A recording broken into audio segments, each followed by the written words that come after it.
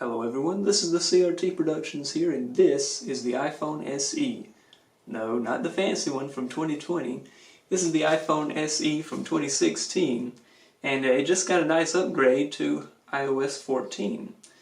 And in this video I want to take a quick look at that and see if it's a good idea to upgrade your iPhone SE to iOS 14.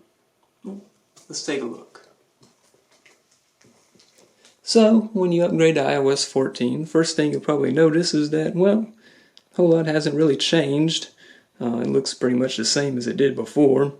But over here on the widgets, they have the new style widgets, and that's one of the big stories with this.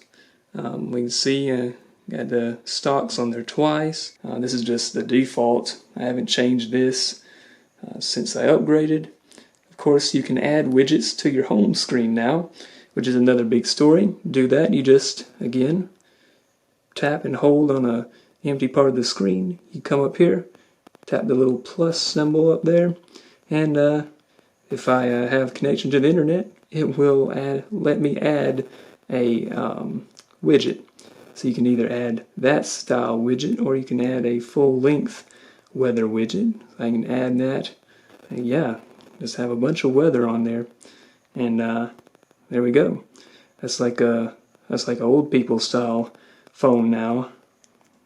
So besides all that excitement, and in true Apple fashion, they made this so simply easy and obvious that it was almost complicated to figure out. I had to look up to see how you access the new apps library. What you do is you just scroll over as far as you can to the right, and you'll have it right there, and that's all your apps.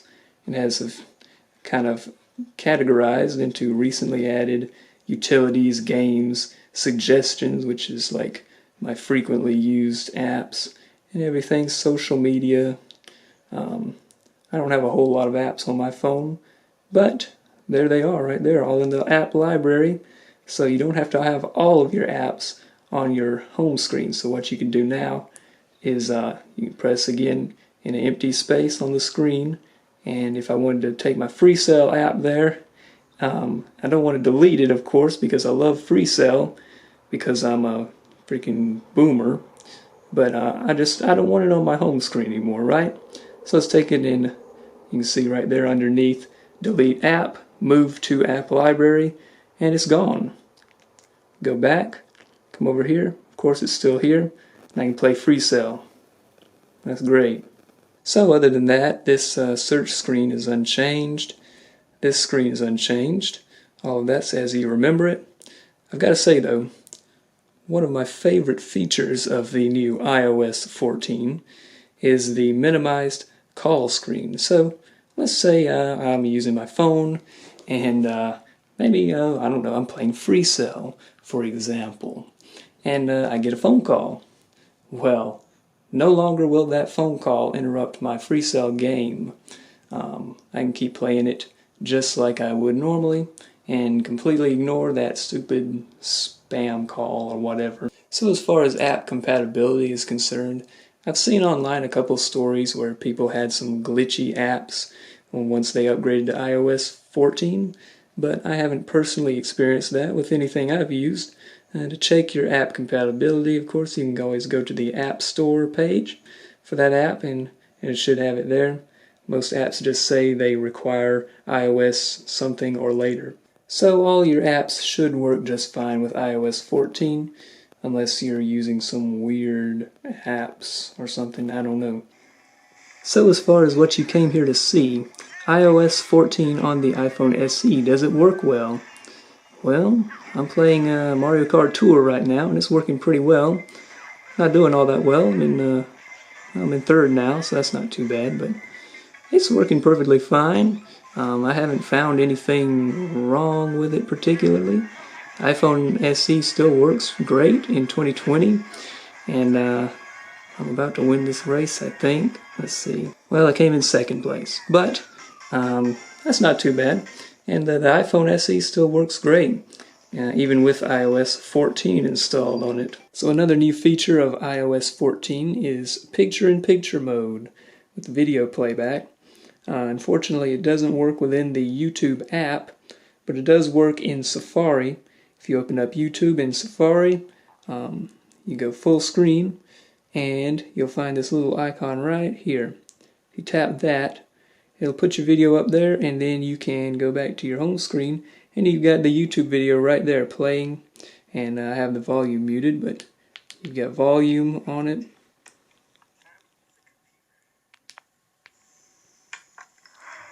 Using one of my own videos as a non-copyright issue. But yeah, you can move it up into any corner of your screen. You can't put it in the middle.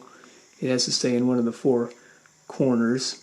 And yeah, if you want to return to that screen, you can just close it and go back to YouTube. You can also, I believe, do this here, go back off the screen.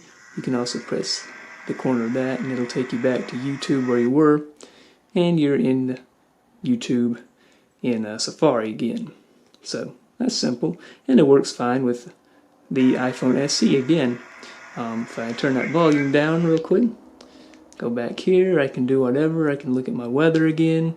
I can look at my, well, I probably don't want to show my email, but you know, I can do anything. Open the App Store, whatever. If the internet's slow, and of course that's not the iPhone's fault. But yeah, there you go. Picture-in-picture works great on the iPhone SE. I think that's a pretty cool feature as well. Another feature that they added in iOS 14 was Searchable Emoji.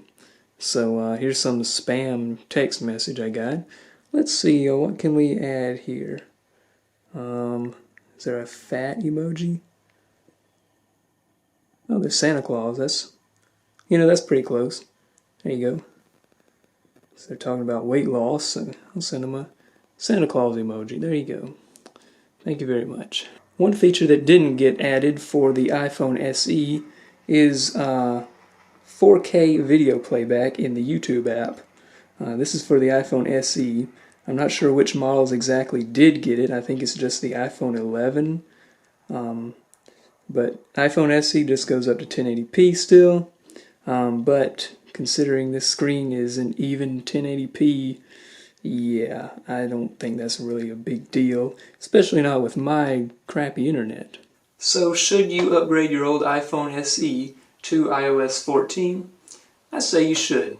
Besides the obvious factor of being up to date, it does offer a couple of interesting features like picture-in-picture and widgets, although of course widgets have been in Android for over 12 years now, but we won't mention that.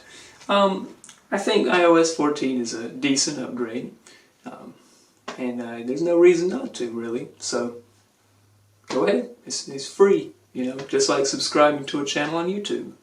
And I recommend doing that if you enjoy some retro tech from time to time. You'll find it here on my channel. So, thank you very much for watching.